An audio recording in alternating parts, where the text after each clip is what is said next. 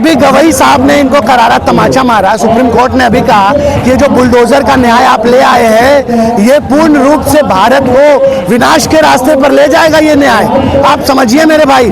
और योगी आदित्यनाथ समझिए, यही योगी आदित्यनाथ रो रहे थे संसद में उसी भय के खिलाफ जो भय आज वो पैदा कर रहे हैं उत्तर प्रदेश में। नहीं, औकात दिखा देंगे, सत्ता से उतर जाएंगे ना तो जवाब देना भारी पड़ जाएगा। मैं बता रहा हूँ, जवाब देना भारी पड़ जाएगा मेरे भाई। कौन हुड़दंग मचा रहा है? नहीं नहीं, बरेली को कौन से मौलाना ने कहा भाई? कौन से मौलाना ने कहा कि हम बरेली को जलाना चाहते हैं? कौन से मुसलमान ने कहा? किसने कहा? आप बताओ। इस देश में संविधान का राज है। योगी आदित्यनाथ संविधान की शपथ लेकर के जो है संवैधानिक कुर्सी पर बैठे हुए हैं। आप बताओ, राइट टू रिलीजन इस देश में है। अगर मैं अपने भगवान अल्लाह दीन को जो है प्रेम करता हूँ, उसके लिए उसके प्रेम को जाहिर करता हूँ, तो ये अपराध है। आप बुलडोजर चला दोगे? आप बताओ, ये तो संविधान पर बुलडोजर चल रहा है। उत्तर प्रदेश, सुनिए, नहीं, उत्तर प्रदेश की जनता समझे कि संविधान पर बुलडोजर चल रहा है। अभी गवई साहब ने इनको करारा तमाचा मारा। सुप्रीम कोर्ट ने अभी कहा कि जो बुलडोजर का न्याय आप ले आए हैं ये पूर्ण रूप से भारत को विनाश के रास्ते पर ले जाएगा। ये न्याय आप समझिए मेरे भाई। और योगी आदित्यनाथ समझिए, यही योगी आदित्यनाथ रो रहे थे संसद में उसी भय के खिलाफ जो भय आज वो पैदा कर रहे हैं उत्तर प्रदेश में। नहीं, औकात दिखा देंगे, सत्ता से उतर जाएंगे ना तो जवाब देना भारी पड़ जाएगा। मैं बता रहा हूँ, जवाब देना भारी पड़ जाएगा मेरे भाई। तो दंगा होने दे सड़कों पर। क्या क्या दंगा होने दे? कोई दंगा नहीं। उत्तर प्रदेश अमन चैन का प्रदेश है। उत्तर प्रदेश जो है वहाँ पे भारत का गुलदस्ता है। उत्तर प्रदेश, वहाँ पे हिंदू मुस्लिम सिख ईसाई अमन चैन से रहता है। आप मुझे बताइए, उस उत्तर प्रदेश में आप सांप्रदायिकता घोल रहे हो? मैं नहीं, योगी आदित्यनाथ से, मैं योगी आदित्यनाथ से पूछना चाहता हूँ कि उत्तर प्रदेश अपराध प्रदेश क्यों बन रहा है आज? अरे सुनिए, एनसीआरबी का डाटा बताता है कि हर 3 मिनट में उत्तर प्रदेश में एक बहन बेटी की आबरू लूटी जा रही है। उत्तर प्रदेश में किसान आत्महत्या कर रहा है। अरे दो बोरा खाद के लिए लाइनों में लगकर किसान जो है वो मारा जा रहा है। आप 2 बोरा खाद नहीं दे पा रहे हो। युवा रोज लखनऊ घेर रहा है, लाठी खा रहा है।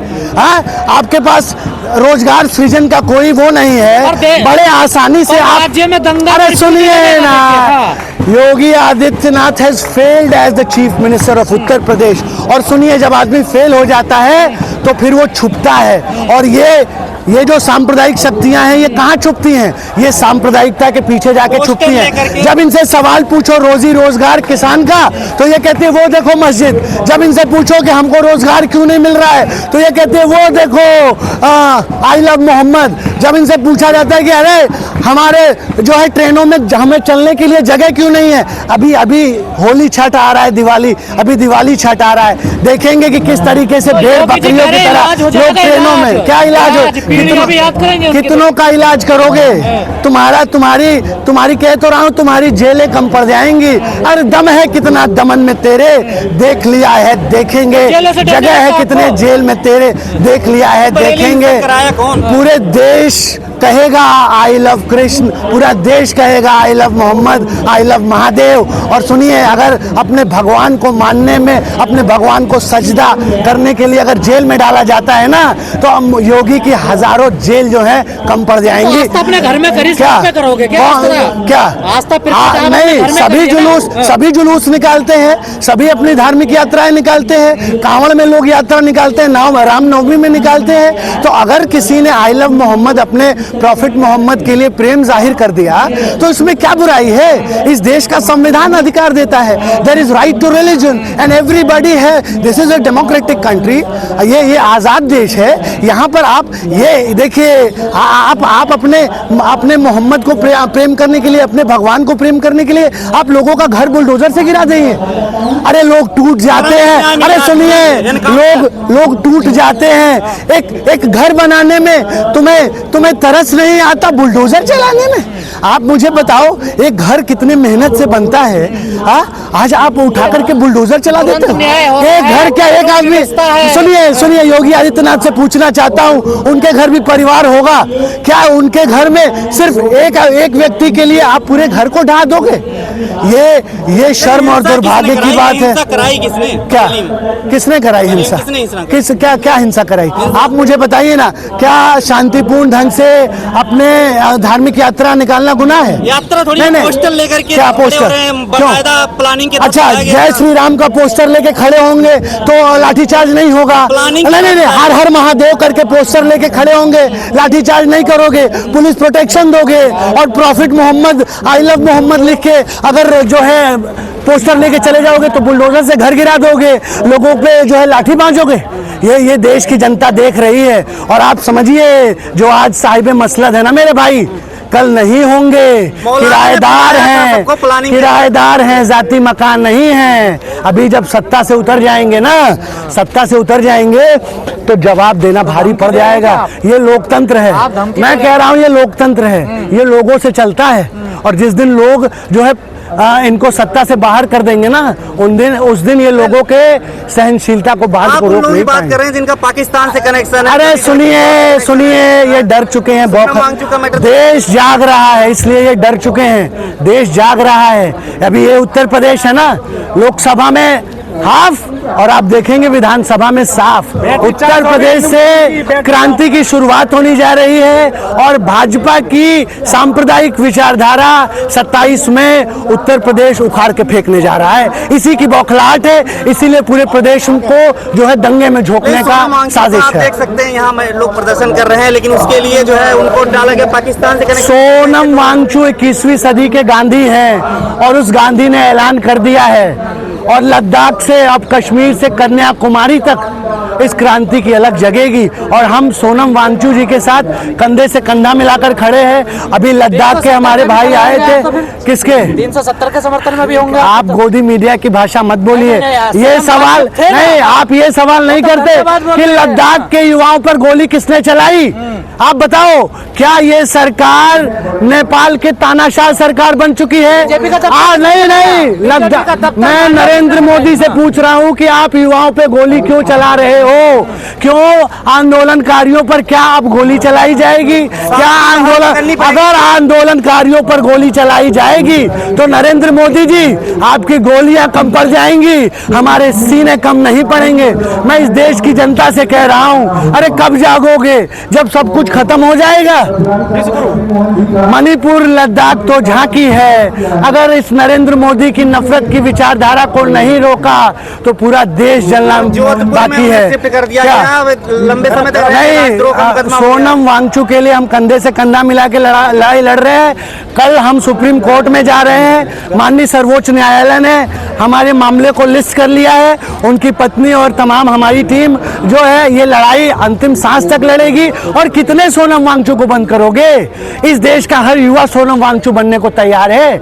आप समझिए, जिसका कनेक्शन निकलेगा, सबूत निकलेगा, किसका सबूत उनके पास, जिसके नहीं, यही सोनम वांगचुक देशभक्त थे। जब नरेंद्र मोदी की तारीफ करते थे तो देशभक्त थे। आज जब नरेंद्र मोदी से सवाल पूछ रहे हैं तो गद्दार हो गए। आज जब नरेंद्र मोदी से पूछ रहे हैं कि तुमने जो वादा किया था कि तुम लद्दाख को 6 शेड्यूल में शामिल करोगे, उसको स्टेटहुड दोगे, तो आज जो है वो देशद्रोही हो गए। उनके लोगों के ऊपर आप गोली चलवाएंगे। आप समझिए, तानाशाह बुरी तरीके से डर चुका है, क्योंकि वो जान रहा है कि निहत्थे गरीब लोग अब जाग रहे हैं। और जब लोकतंत्र में, सुनिए, जब लोकतंत्र में निहत्थे गरीब लोग जागते हैं ना, तो हिटलर की तरह आपको भागना पड़ेगा। जो हिटलर की चाल चलेगा वो हिटलर की मौत मरेगा। से आप मुलाकात किए थे, उनका कनेक्शन बताया जा रहा पाकिस्तान से, आपका भी क्या लिंक बताया? नरेंद्र मोदी भी जाते हैं पाकिस्तान बिरयानी खाने, उनका कोई कनेक्शन नहीं बताते हो पाकिस्तान से। नरेंद्र मोदी के जो नेता हैं वो जाते हैं जिन्ना की मजार पर फूल चढ़ाने, उनसे आप नहीं कहते हो? ये इनके चाइना को आप जो है हजारों स्क्वायर किलोमीटर जमीन आपने चाइना को जो है दे दिया। इस पर सोनम वांगचुक सवाल पूछते हैं, उस पर कोई जवाब नहीं है। आप जाते हो और जाकर के शी जिनपिंग से गले मिलते हो। आप बताइए, ये दोगली नीति इस सरकार की, ये देश समझ रहा है, इस देश का युवा समझ रहा है, और युवा अपने देश को जलने नहीं देगा, अपने देश को बर्बाद नहीं होने देगा। कोई मोदी के साथ नहीं है। ये गोदी मीडिया का भी इलाज होगा आने वाले समय में, चिंता मत करिए आप लोग। जिस देश हम गांधी को मानने वाले लोग हैं, हम अंबेडकर जी को मानने वाले लोग हैं, हम जो है अहिंसा पर चलने वाले लोग हैं। क्या राम हमारे दिल में है, लेकिन ये नरेंद्र मोदी के राम को नहीं मानते, जो ये कहते हैं कि मुंह में राम बगल में छुरी। हमारे राम कबीर के राम हैं। हमारे राम जो है वो गुरु गोविंद सिंह के राम हैं, और राम को हम पहनते हैं। ये नकली राम वाले जो राम के नाम पर धंधा कर रहे हैं ना, उनको ये देश अब पहचान रहा है। देश बदहाल है अपनी रोजी रोटी को लेकर के। आप बताओ, देश आधा देश भुखमरी से मर रहा है। देश का किसान, आज किसान जो है 31 किसान रोज आत्महत्या कर रहा है। उस पर कोई बात नहीं है। 4 युवा हर घंटे आत्महत्या कर रहा है, उस पर कोई जवाब नहीं है। दवाइयां महंगी हो गई, नहीं, दवाइयां महंगी कर दी, देश की अर्थव्यवस्था ध्वस्त हो गई। आने वाले समय में हम देश को बताना चाह रहे हैं, we are standing on the verge of financial emergency. अगर आप नहीं संभले तो पूरा देश बर्बाद हो जाए। मणिपुर, बरेली तो झांकी है। अगर इस नफरत की विचारधारा को नहीं रोका तो पूरा देश जलना बाकी है मेरे भाई। ये भारत जलाओ पार्टी पूरे देश को जलाने पर आमदा है, अपने कुर्सी और सत्ता के लिए। आप समझिए, 27 में चुनाव है, इसलिए पूरे चुनाव की क्रोनोलॉजी सेट की जा रही है। पहले संभल को एक्सपेरिमेंट ग्राउंड बनाया गया, अब बरेली को एक्सपेरिमेंट ग्राउंड बनाया जा रहा है, क्योंकि इनके पास कोई मुद्दा नहीं रह गया है। उत्तर प्रदेश के मुख्यमंत्री को ये अंदाजा भी नहीं है कि उनको जानबूझ करके सांप्रदायिक चेहरा बनाया जा रहा है, और जिस दिन उत्तर प्रदेश के मुख्यमंत्री कुर्सी से उतरेंगे उस दिन उनको जवाब देना बहुत भारी हो। नादान है या नादान बनने का नाटक कर रहे हैं, ये तो फिर उनको नहीं, बिल्कुल बनाया जा रहा है, बिल्कुल बनाया जा रहा है। एक संत की भाषा ये नहीं हो सकती है।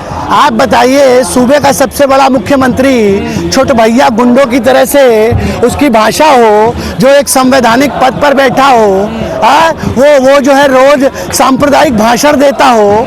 और अभी हेट आप लोगों ने दिखाया है, हेट लैब की रिपोर्ट है कि 64 से ज़्यादा हेट स्पीच का रिकॉर्ड जिस मुख्यमंत्री पे हो, जो मतलब सांप्रदायिकता की नींव पे चढ़कर मुख्यमंत्री बना हो, उससे आप अमन चैन की उम्मीद कैसे कर सकते हैं? मैं तो नादान ही कहूँगा, नासमझ ही कहूँगा, क्योंकि आप समझिए, ये जो सांप्रदायिकता का आग लगा रहे हैं ना, ये इनके लिए बहुत भारी होगा। और अंग्रेज तो चले गए, अंग्रेज कहते थे फूट डालो राज करो, ये कहते हैं आग लगाओ राज करो, क्योंकि जितनी आग लगेगी उतना ही जो है ये अपनी राजनीतिक रोटियां